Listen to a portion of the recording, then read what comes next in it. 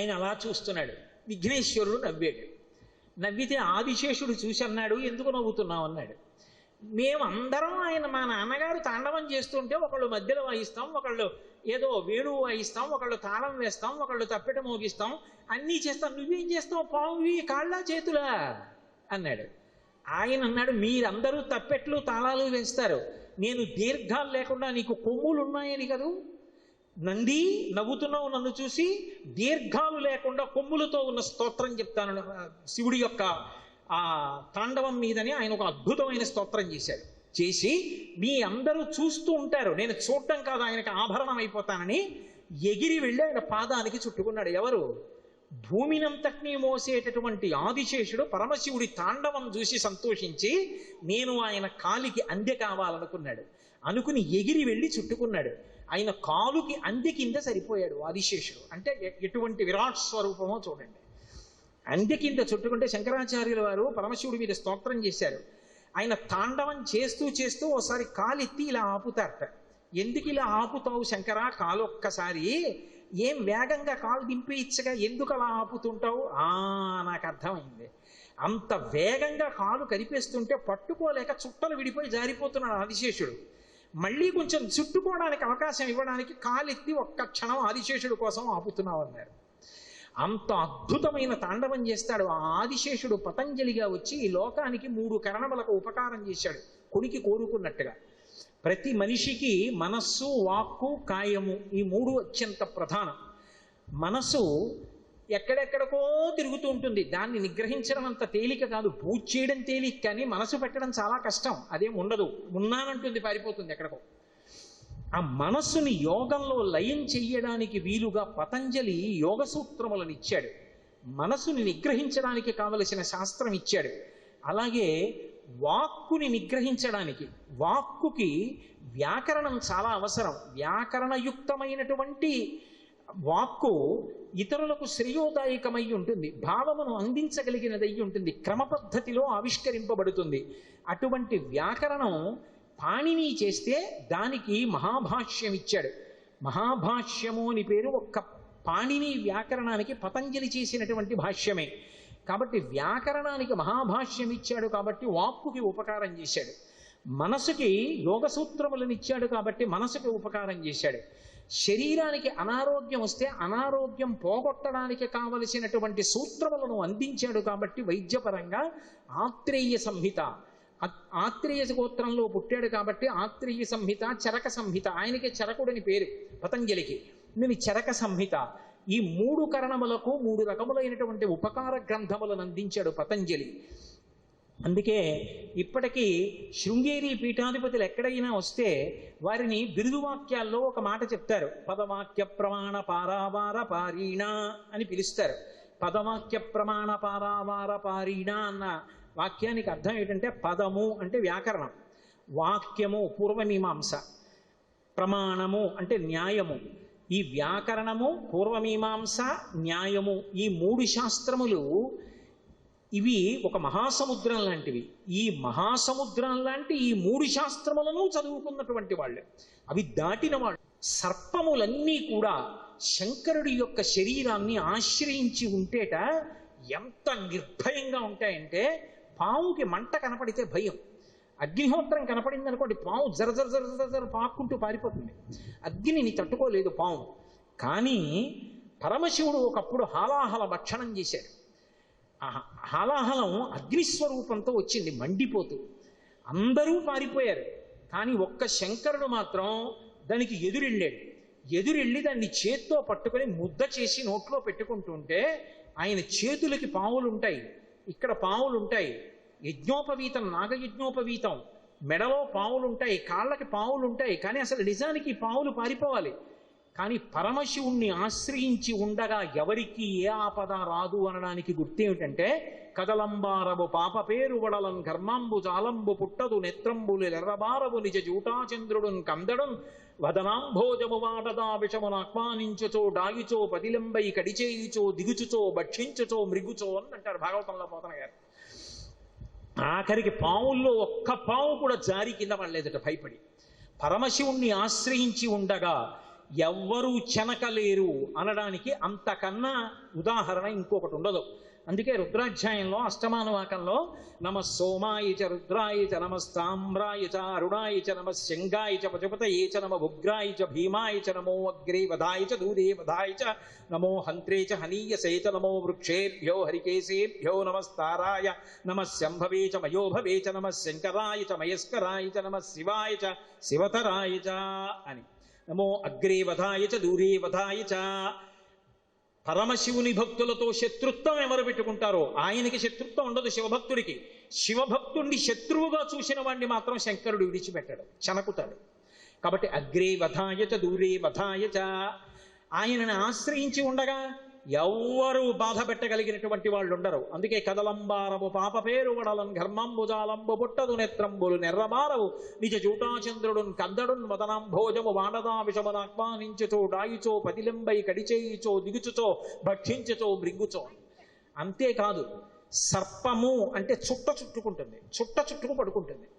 చుట్ట చుట్టుకు పడుకుని ముందుకి పాకుతుంది, ముందుకి పాకి చుట్టలోంచే జారి వెళ్ళిపోతుంటుంది. అందుకే కదిలి వెళ్ళిపోయేటటువంటి కాలమునకు మృత్యువునకు ప్రతీక పాము. మీరు అందుకే లోకంలో చూడండి, ఏమంటే గుమ్మడి పండిస్తాం అనుకుంటున్నాను తీసుకోండి అంటే తీసుకుంటారు. అంతగా కాదు, ఏమంటే మీకు గోదానం చేద్దాం అనుకుంటున్నాను పుచ్చుకుంటారు, మీకు ఎద్దిద్దాం అనుకుంటున్నారు పుచ్చుకుంటారు. పోనీ అంతగా కాదు, దానం కాకపోయినా ఏమంటే మా ఇంట్లో మంచి కుక్క పిల్లలు పుట్టే ఓ కుక్క పిల్లని ఇద్దాం అనుకుంటున్నాను పుచ్చుకుంటారు. ఏమంటే మీకు పాము ఇద్దాం అనుకుంటున్నాను ఎవడు పుచ్చుకోడు, ఆ ఇంటికి కూడా వెళ్ళాడు. పాము మృత్యువునకు పర్యాయ పదం. అందుకే సంసార సర్పదష్టానాం జంతునామ వివేకినాం చంద్రశేఖర పాదాబ్జ స్మరణం పరమౌషధం అని మార్కండేయుడు చంద్రశేఖరాష్టకం చేస్తూ సంసార సర్పదష్టానాం అంటాడు. సంసారం అనేటటువంటి పాము చేత కరవబడిన వాళ్ళు అంటాడు. అటువంటి మృత్యువు ఆయనకి ఆభరణం. లోకమంతా మృత్యువు చేత గ్రసింపబడుతుంది, సమస్త ప్రాణులు పడిపోతాయి మృత్యువు చేతిలో. ఒక్క శంకరుడికి మాత్రం మృత్యువు ఆభరణం. ఆయన్ని మృత్యువేం చెయ్యదు, ఆయన్ని చెయ్యగలిగినది కాదు. అందరూ యమధర్మరాజు గారిని చూసి భయపడితే యమధర్మరాజు గారి వక్షస్థలాన్ని మీద తన ఎడమ పాదంతో తన్ని యమధర్మరాజుని చంపేసిన వాడు పరమశివుడు. మృత్యువులకు మృత్యువు కాలుడు. అందుకే ఉజ్జయినిలో ఆయనకి మృత్యువు ఆభరణము, మిగిలిన వాళ్ళకి మృత్యువు గ్రసిస్తుంది, కాలమునకు పడిపోతారు. కాదు, పాము రెండింటికి సంకేతం. కొన్ని పాములు కలుగులోకి వెళ్ళిపోతాయి, పడగెత్తవసరం. కొన్ని పడగలు పైకెత్తి ఆడతాయి. ఊర్ధముఖ చలనం పాము చేస్తోంది అంటే కుండలిని శక్తి పైకి లేచి సహస్రార కమలం వైపుకు వెడుతున్నటువంటి యోగి అని గుర్తు. అధోముఖంగా పాము వెళ్ళిపోతోంది అంటే తిన్న అన్నంలో సారాన్ని పరమేశ్వరుడు తేజస్సుగా వీర్యంగా మారిస్తే లౌకికమైనటువంటి భోగం కోసం ఆ వీర్యాన్ని అధోముఖంగా జార విడుచుకున్నవాడెవరో వాడు తేజస్సుని స్ఖలనం చేసుకున్నవాడు. కాబట్టి అది పుట్టలోకి వెళ్ళిపోతున్న పావుకి సంకేతం, పావు రెండిటికి సంకేతం. అందుకే పావుని దేవతలందరూ ధరిస్తారు. ఆఖరికి విఘ్నేశ్వరుడు కూడా నాగయజ్ఞోపవీతం వేసుకుంటాడు. యజ్ఞోపవీతాన్ని కడుపుకి పెట్టుకుంటారు. శ్రీకాళహస్తి క్షేత్రంలో అయితే జ్ఞానప్రసూనాంబ అమ్మవారు పెట్టుకునేటటువంటి సర్పవడ్డానం, ఆవిడ సర్పాన్ని వడ్డానంగా పెట్టుకుంటుంది. పాము ఇలా పడగ విప్పి చూస్తూ ఉంటుంది. ఆ సర్పవడ్డానం వంక చూసి నమస్కారం చేస్తే రాహుగ్రహం ఉపశాంతి చెందుతుంది అంటారు. అంత గొప్పది ఆ సర్పం. ఆ సర్పమునకు ప్రతీక, వీటన్నిటికీ ప్రతీకగా ఈ లోకంలో కాలము శక్తి ఈ రెండు నాకు వశపడి ఉన్నాయని చెప్పడానికి సర్పములను భూషణములుగా ధరిస్తాడు. అందుకే నాగభూషణ అని ఆయనకు ఒక పేరు. మృత్యువునకు మృత్యువు. ఆయనని నమ్ముకున్న వాడికి ఏ బెంగ లేదు. అమ్మవారుట పరమశివుడి వంక చూసినప్పుడు ఆవిడ కన్నుల్లో శృంగార రసం కనపడుతుంది. ఎవడైనా ఒకడు వచ్చి నేను మగవాడిని అన్న భావనతో అమ్మవారి దగ్గర నిలబడితే ఆవిడ కళ్ళల్లో భీభత్సరసం కనబడుతుంది. అమ్మా నేను నీ కొడుకునమ్మా అని నిలబడాలి. నేను మగవాడిని నిలబడితే ఆవిడ కళ్ళల్లో భీభత్సరసం కనపడుతుందట. అందుకని శివే శృంగారార్ద్ర తదితర జనే కుత్సనపర సరోషా గంగాయాం. ఆవిడ శంకరుడితో కలిసి కూర్చుంటే సరస్వతీదేవి వచ్చి ఆ వీణ మీద వాయిస్తూ ఉంటుంది కీర్తనలు. అందులో శంకరుడి యొక్క వైభవాన్ని పొగుడుతూ ఉంటుందిట. విపంచాగాయంతి వివిధమపదానం పశుపతే. శంకరుడు ఇంతవాడు అంతవాడని కీర్తన చేస్తుంటే అమ్మవారు ఎంతో సంతోషంగా ఇలా చూసుకుంటూ ఉంటుందిట. ఆవిడ ఎడం చేతి పక్క కథ ఉంటుంది, ఇలా చూసుకుంటూ ఉంటుంది కుడి చేతి పక్కకి. ఇలా ఎందుకు చూస్తుంది? శివుడు అయితే చూస్తాడు కానీ ఇలా చూసుకుంటూ ఉంటుందిట శంకరుడి వంక. ఆయనని సరస్వతీదేవి అంత పొగుడుతుంటే ఆయన జటాజూటంలోంచి గంగమ్మ పైకి లేచి ఇలా చూసింది.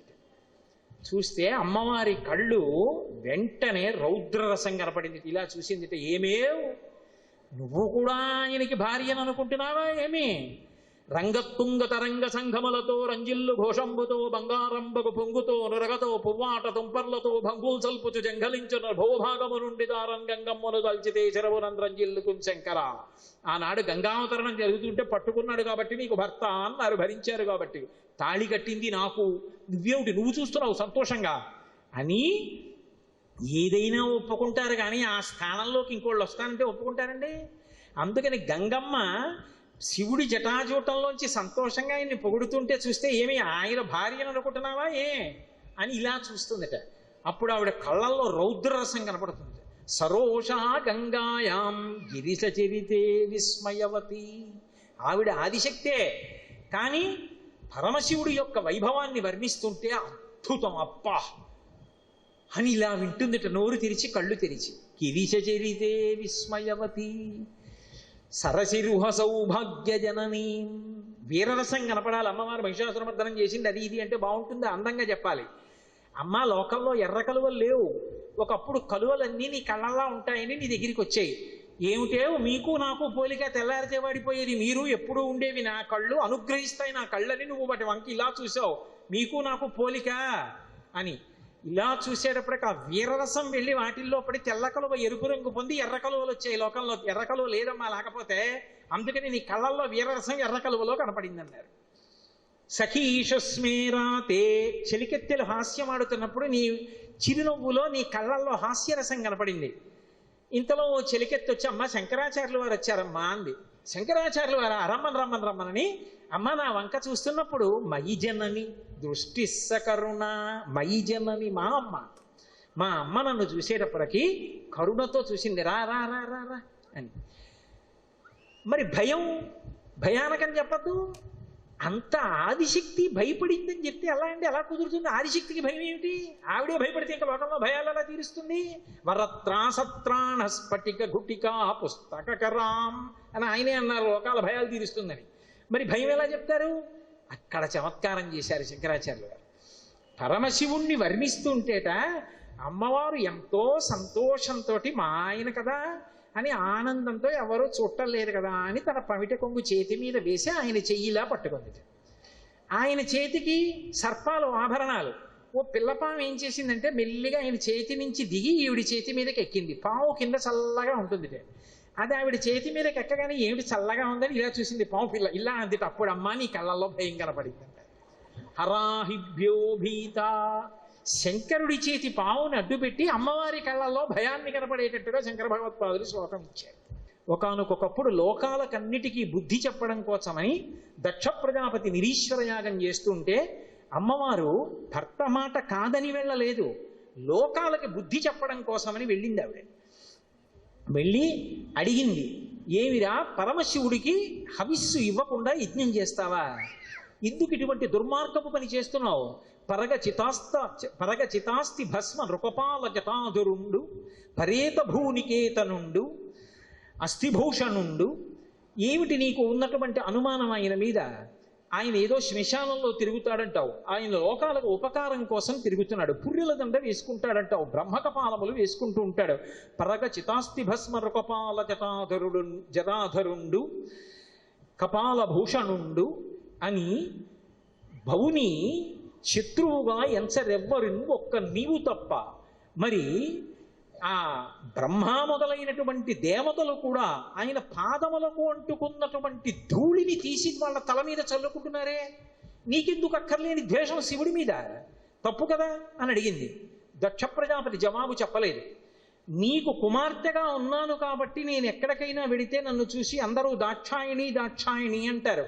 నా భర్త అయిన శంకరుణ్ణి నింద చేసినటువంటి నీకు కుమార్తెగా ఇక నేను ఉండను అని నరుడు అజ్ఞానమునన్ భుజించిన జుగుప్సంబైన యన్నంబు సయ్యన వెళ్ళించ పవిత్రుండైన గతి దుష్టాత్ముండవై ఈశ్వరున్ అగ్గను నిందించిన నీ తనూభవ యనంగానోర్వ హేయభాజనమైన ఈ శరీరమున్ విడిచి భాస్వచ్యుద్ధి ప్రాపించదన్. ఇక నీకు కుమార్తెగా ఈ లోకంలో ఉండను, ఈ శరీరంతోనే ఉంటే నన్ను చూసిన వాళ్ళు దాక్షాయణి అని పిలుస్తారు. నువ్వు శివనింద చేసావు, దుర్మార్గుడివి, కాబట్టి నేను ఈ శరీరంతో ఉండనని యోగాగ్ని ఎందు శరీరాన్ని విడిచిపెట్టింది. ఆ మాట ఆయనకి వెళ్ళింది పరమశివుడికి. అప్పటి వరకు ప్రశాంతంగా ఉన్నవాడు రుద్రుడయ్యాడు. శివ నిందని శివద్వేషాన్ని శిక్షించాలి కదూ, ఒక్కసారి లేచాడు. అర్జుండుగ్రుడు నీలకంఠుడివ దైత్యారాతి దష్టోష్ఠుడై ఆజ్యద్భౌరి మృగేంద్ర రోషమన భీమ ప్రక్రియన్నవ్వుచన్ విద్యుద్బ్రహ్మి శిఖా సముచ్చయ రుచిన్ వెల్గొందు చించజ్జటన్ సద్య క్రోధముతోడ పుంచి వైచన్ క్షమాచక్ర మధ్యంబునన్. ఒక్కసారి పెద్ద సింహం లేచినట్టు నిలబడి వికటాట్టహాసం చేసి ఒక జటనొక దాన్ని పెరికించి ఆ కైలాస పర్వతంలో శిలకి వేసి కొట్టాడు. అందులోంచి ఒక అద్భుతమైనటువంటి స్వరూపం పుట్టింది. అభ్రంలియాదభ్ర విభ్రమ బ్రభ్రమ కృన్నీల దీర్ఘ శరీరమమల ప్రజ్వలజ్వలన దిప్తజ్వాలికాజాల జజ్వల్యమాన కేశములు మెరయ జండ దిగ్వేదండ శుంఠావదుర్దండ సహస్రజ్యుతిహేతి సంఘమొప్ప వీక్షణత్రయలోక వీక్షణద్యుతిలోక వీక్షణతతి దుర్నిరీక్షమగుచు గ్రకచ కఠిన కరాళ దంస్ట్రలు వెలుంగ ఘన కపాలాస్తి మలికలు దనర అఖిలలోక భయంకరుండగుచు వీరభద్రుడు దయించమారట రుద్రుడగుచు. బ్రహ్మాండములు ఎంతవరకు ఉన్నాయో అంతకన్నా పై వరకు పెరిగిపోయి శిరస్సు మీద అగ్నిహోత్రం వెలుగుతోందా అన్నంత పెద్ద పెద్ద వెంట్రుకలతో సహస్ర బాహువులతో అనేక ఆయుధాలు పట్టుకొని పరమశివుడికి ప్రదక్షిణం చేసి వీరభద్రుడు ఉదయించి శంకరా ఆజ్ఞ. దక్షుడు ఆజ్ఞ మీరాడు, నిరీశ్వరయాగం చేస్తున్నాడు, యజ్ఞధ్వంసం చేయమన్నాడు. వీరభద్రుడు వెళ్ళి దక్షయజ్ఞాన్ని ధ్వంసం చేశాడు. తర్వాత శంకరుడు అనుగ్రహించాడు, వేరు మాట అనుకోండి. అప్పుడే దేవతలందరినీ కూడా దండించి వెడల్పైనటువంటి కత్తిని పట్టిసం అంటారు. ఆ పట్టిసం నెత్తురోడిపోతున్న పట్టిసాన్ని పట్టుకెళ్ళి గోదావరి నదిలో కడిగాడు. ఎక్కడ వీరభద్రుడు కత్తి కడిగాడో దానికే పట్టిస క్షేత్రము అని పేరు. పట్టిసం క్షేత్రం అంటారే, అక్కడే వీరభద్రుడు కత్తి కడుక్కున్నాడు నెత్తురు. ఆ క్షేత్రంలో కడిగాడు. ఆయన మంచి ఉగ్రస్వరూపంతో అశ్శరభ దశ్శరభ అని ఆడుతూ తిరుగుతుంటే ఆయన్ని ఎవరు ఆపలేకపోయారు. మునిమండలి, ఇప్పుడు మురమళ్ళ అంటున్నారు. మునులందరూ వచ్చి వేదమంత్రములతో కీర్తించారు, అయినా ఆయన ఆపలేకపోయారు. అప్పుడు బ్రహ్మాది దేవతలు స్తోత్రం చేస్తే అమ్మవారు తన అంశలో భద్రకాళీదేవిని పంపించింది. భద్రకాళి వచ్చినా కూడా వీరభద్రుడు ఆగకపోతే ఆవిడ గోదావరి నదిలో స్నానం చేసి కన్యకామణి రూపంలో వస్తే వీరభద్రుడు శాంతించి ఆమెతో కలిసి వెడితే ఏకపీఠం మీద ఇద్దరిని ఒక పీఠ మీద కూర్చోపెట్టి మునులందరూ చుట్టూ కూర్చుని కళ్యాణం చేశారు. అదే మురమళ్ళ, మునిమండలి, అది ఇప్పుడు మురమళ్ళ అంటున్నారు. అందుకే ఒక పీఠం మీదే శివలింగం, అమ్మవారు భద్రకాళి సమేత వీరభద్రేశ్వరుడు ఇద్దరు ఒక పీఠం మీద ఉంటారు. నిత్య కళ్యాణం, పచ్చతోరణం.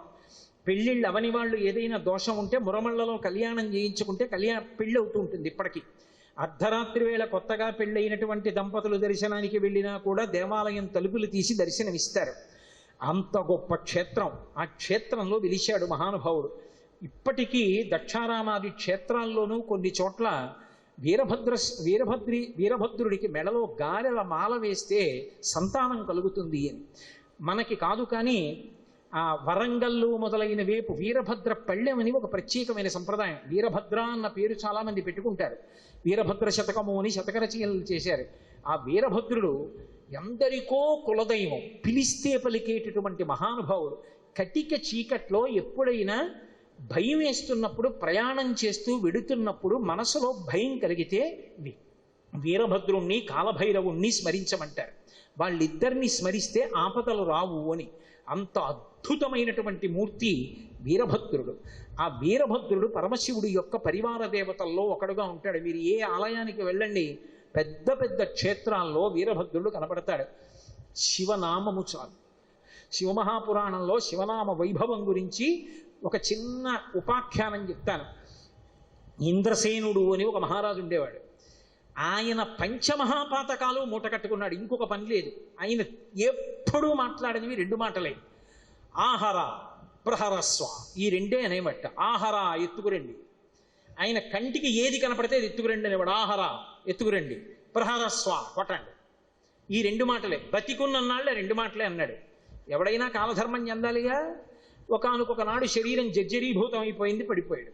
యమధర్మరాజు గారి భటులు వచ్చారు, తీసుకెళ్ళిపోతున్నారు యమలోకానికి. యమధర్మరాజు గారి చూసి అన్నాడు, వారేదే మహాపుణ్యాత్ముడు రా, వీడిని ఎందుకు తీసుకొచ్చారన్నాడు. వీడు పుణ్యాత్ముడా అని ముక్కున వేలేసుకున్నారు. మీకు తర్వాత చెప్తాను. మహానుభావుడు ముందు తప్పు చేసినందుకు నమస్కారం చేయండి ఆయనకి అని. ఈలోగా కైలాసం నుంచి శివకింకరులు వచ్చారు, వాళ్ళకి అప్పచెప్పి పంపించేశారు.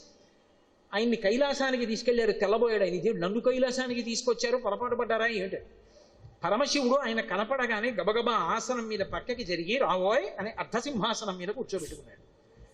తెల్లబోయాడు. ఇదే నన్ను అర్ధసింహాసనం మీద పరమశివుడు పక్కన కూర్చోబెట్టుకోవడమా? ఆయనకి ఇంకా ఉబలాటం ఆగలేదు. ఏమైనా పొరపాటు జరగదు కానీ ఇదేమిటి ఇలా నన్ను పిలుస్తున్నారని. ఎందుకు నన్ను పిలిచారు మహాప్రభో? నేను చేసేవన్నీ పాతకాలే, ఇదే నన్ను పిలిచారన్నాడు. నువ్వు బతికున్నన్నాళ్ళు అన్న మాట ఏమిటి? ఆహర ప్రహరస్వ, ఎత్తుకురండి కొట్టండి. ఆహర అన్నప్పుడు హర అన్నావు, ప్రహరస్వ హర అన్నావు. హర హర, ఎప్పుడు హర హర. ఎన్ని పాపాలు చేసినా హరించుకుపోయి ఆ నామం వల్ల. ఓ తెలిసి ముట్టుకున్నా అగ్నిహోత్రం కాలుస్తుంది. తెలిసి తాగినా తెలియక తాగినా పాలు కడుపు నింపుతాయి. తెలిసి తాగినా తెలియక తాగినా విషం ప్రాణం తీస్తుంది. తెలిసి పలికినా తెలియక పలికినా శివనామం పాపాలు తీసేస్తుంది.